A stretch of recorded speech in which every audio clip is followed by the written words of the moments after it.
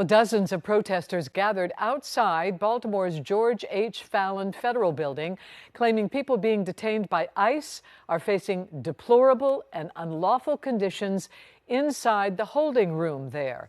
Our Janae Reese is on your corner downtown with more on both sides of this issue.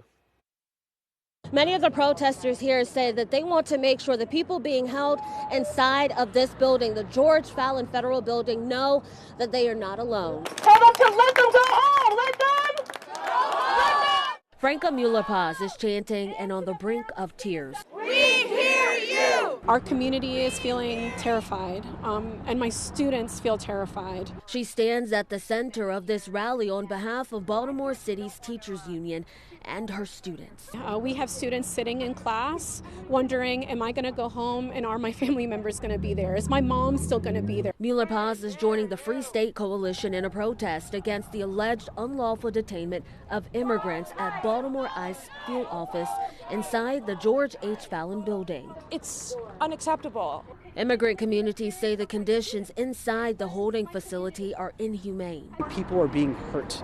There are people that are currently under horrifying conditions in Baltimore. You're making people sleep on a floor, men and women sleep on the floor. I heard the story that someone soiled themselves and went on the bathroom on themselves because they didn't have access to a bathroom. WJZ did reach out to ICE to ask if detainees do have access to basic necessities, and a spokesperson wrote they ensure the holding facility operates in full compliance with federal laws. The statement went on to say, ICE Baltimore operates as a holding room, not a detention facility, and therefore is not subject to the standards outlined in the 2011 performance-based National Detention Standard. People think immigration detention is happening on the border. It's happening in that building.